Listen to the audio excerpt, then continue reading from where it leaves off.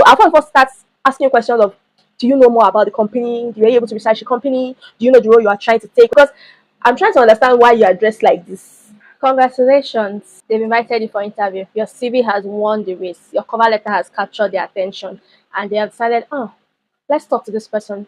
He or she looks like an interesting candidate. And now you have interview as another hurdle to pass. I remember you're not the only one being invited for an interview. There are a couple other people that are being interviewed for the same role as you. You have to bring your A game to this interview, because the interview is your last chance to let them know that you're the best candidate. So let's know how we are going to bring our A game to the interview.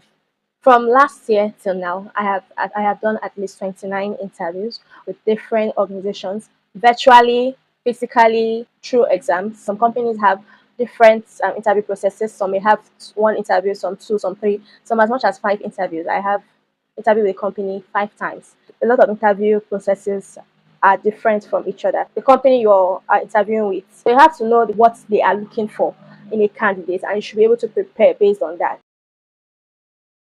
Go to Glassdoor. Glassdoor has the part on interviews to know how easy it is to pass this company's interview. If you're lucky and so an employee listed their experience, it will help you. And also you yourself, it will also help others to make informed decisions by going to Glassdoor to leave reviews, such like a company, the interview process, the pros and the cons of working there, and your salary review. Also, I would advise you to look for people on LinkedIn, your LinkedIn connections who work there. You can ask them questions, people who have worked there. I usually prefer asking people who have worked there in the past. I don't like asking people that currently work there. It kind of looks like you are a competition, like you're coming there to come and work with them. Also, because they are scared, so it doesn't look like they're revealing a lot of info about the company just in case later on it comes to bite them. So I usually go for people who is listed past. Maybe it was their immediate past employment. Those are the perfect people. They have been away, they're no longer there, so they're no longer under the constraints of minding what they're saying. They don't view you as a competition. So depending if the company was a good company, they'll say, oh, they'll view you as, okay, yeah, she's going to my company, she'll have a good time there. But if the company was a toxic place, they'll view you under the lens of, che, yeah, another victim. And sometimes some of them may sleep and actually tell you the real deal regarding that company, so that you brace yourself for what you're coming to see.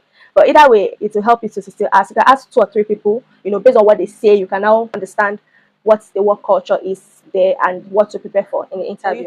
You've gotten the email or the call inviting you for an interview on a certain date and a certain time.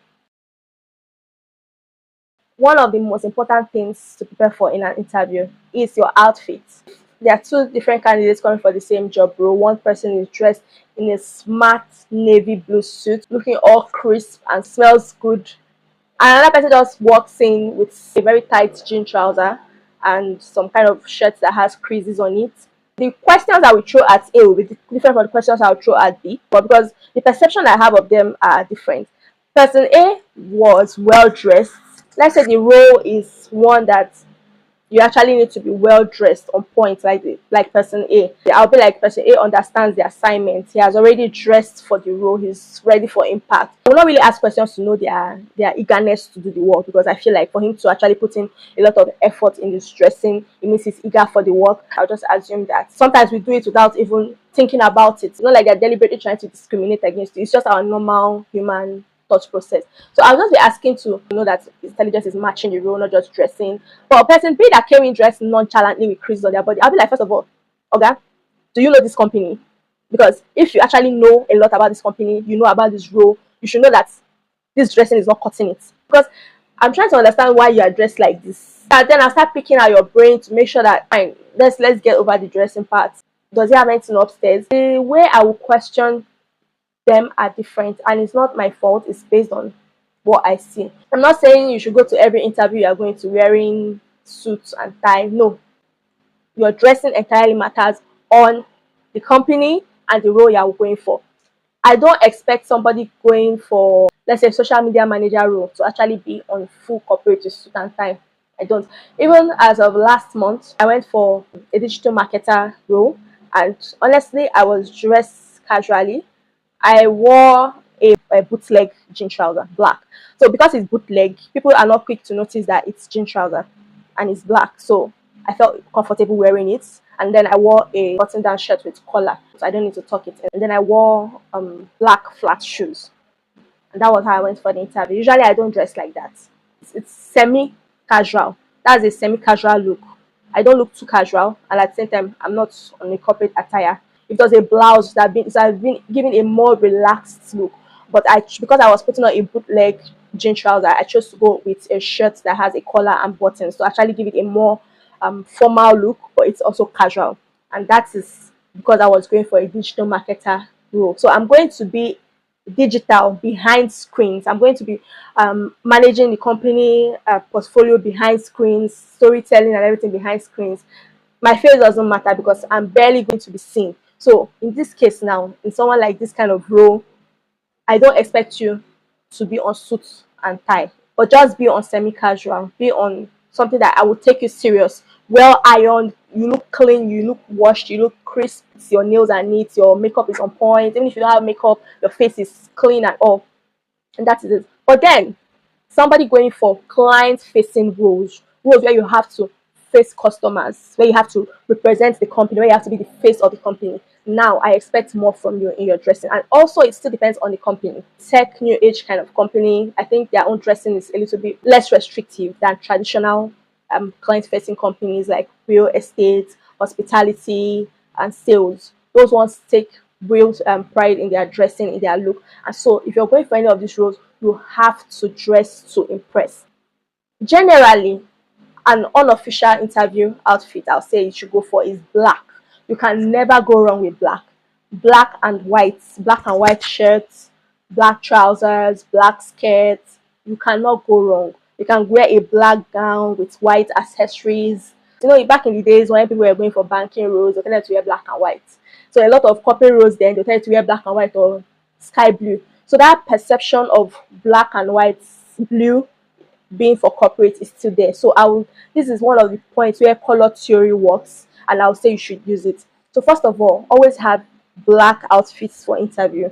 For the men, your black trousers, your white shirt. If you want to wear a suit, fine. You wear your coat, your suit, your blazer, your jackets.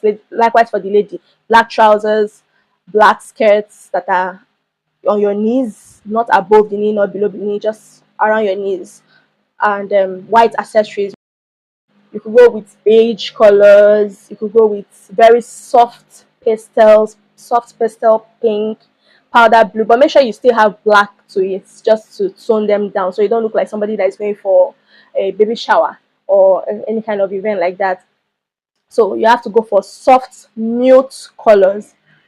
For ladies, avoid red.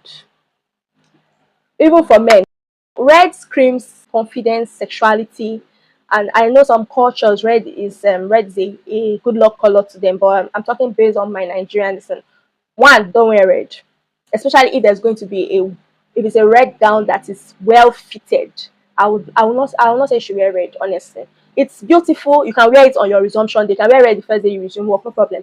But for an interview, I'll say avoid shouting. And red is a very shouty color. It's wow, it's just there. So avoid red by all means. I'll say that.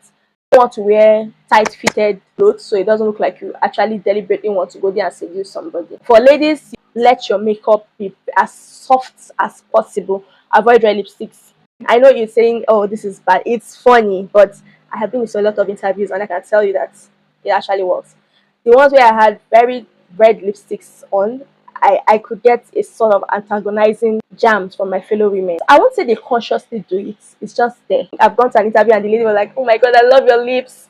And she was the HR manager, she was one of the interview, and she was admiring my lips. I was uncomfortable, like, oh my god, are you sure I did not do too much with these lips that I did? So when I was done, she asked me how I did it. I just told her the steps I did for my lips and she told me thank you. And that was when I felt warm because I could see that she genuinely did like my lips. But I've got another interview and another one was she kept on staring at my lips. I was wearing a red lipstick that day. She stared at my lips like at a point I was like, should I scrub this lips clean? Because I'm not comfortable with this one. So because you don't know these people, you don't know their church, their religion, you don't know their thought processes. So generally, to avoid problems, don't wear red lipsticks or very sharp pink lipsticks. Use muted makeup. I'm wearing an eyeshadow, but you can see how calm the eyeshadow is. So resist the urge to do blush, bronzer, contour, highlighter. Resist that urge if possible. Just do your foundation, do your powder, your soft eyeshadow. Just look very natural. It's an interview you're going for, so you want to look good, but at the same time you want it to look like you are not shout, you are not screaming. If you can avoid colored hair, avoid colored hair. If you have any visible tattoos, cover it up. For the men, trim your beards, have it combed, just look generally presentable. Because the moment you walk into the door and introduce yourself, how you are dressed is the first thing they will look at.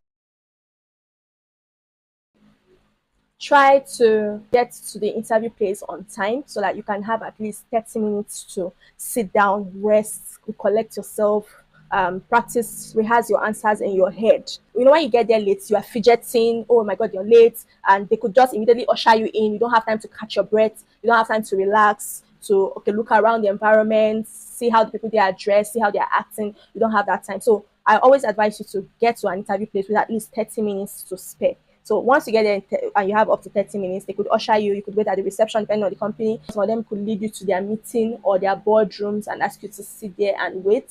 So while you're waiting there, you can take in your surroundings. You can watch the interaction between staff. Your heart rate is relaxed. You are rehearsing answers so that when they ask you questions, you can talk confidently and not fidget.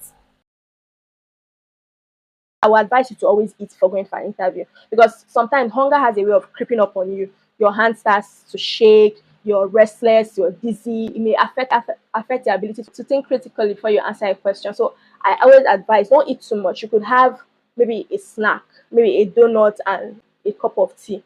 You could have cereal before getting there. There's something in your stomach to hold you, but at the same time, it's not heavy.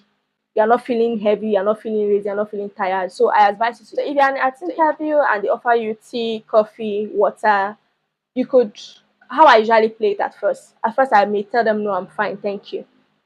If they come back again the second time to ask me, interviewer is running late or something, they try to like buy time. So I usually say, I like water is fine. Where can I get water from? So this is me not waiting to be served. I'm not telling them bring water for me. No, I'm telling them where can I get water. So they either take me to their kitchenette where I can get water, or they can say, oh, don't worry, hold on, we'll bring it for you. They were the ones that chose that they bring the water for me. Or some companies don't even have any of this at all.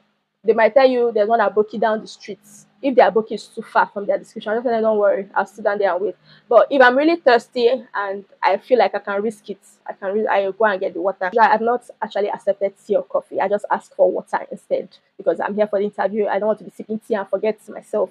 If an interviewer gets offended that they offer you tea, coffee, or anything and you actually accept, that tells you the kind of company you're going to. I'll say it's company culture because the companies I've worked for, they actually did give me. The other company, I said no, I don't want it. When I was leaving, they still wrapped it for me and gave it to me. Gave me snacks. Another person may have eaten their own there, no problem, no fine. But these people say that I refused to take it. They had already budgeted this for the candidates coming for interview, so they decided, okay, she didn't eat it here. Let's give it to her to go with it. It's not a bad thing. It tells on the company culture. If they offer you something and you take it and they judge you because of that thing, as long as you took it like a normal human being, or not the one that you didn't go there to eat, you didn't go to an interview to go and eat. They bring buffet for you and tell you to eat. You did not go there to eat. Focus on what you went there to do and come out. This is not a place for you to start asking for charger for your phone or asking them to print documents for you. No. All those things you should have done them before getting there. You should have eaten from your house before getting there. After the waiting area, you have been called into the interview room and you are with the interviewers. When you sit down, you should have a faint smile on your face. Your demeanor should be happy, calm, collected. That's kind of demeanor you want to have. And always sit down upright. You don't go and sit down balance like your father is the owner of the company. No, you sit upright like I'm doing. I sit like this so that they know that I am attentive, I am eager to answer their questions, and so that I can turn. Let's have the scenario of the interviewers sitting in front of you, and so I can turn to person A, person B, person C, and answer my questions. But when I'm relaxed, my whole body turns with me, which is wrong. So I sit upright. I sit in a way that I'm very comfortable, but upright as well.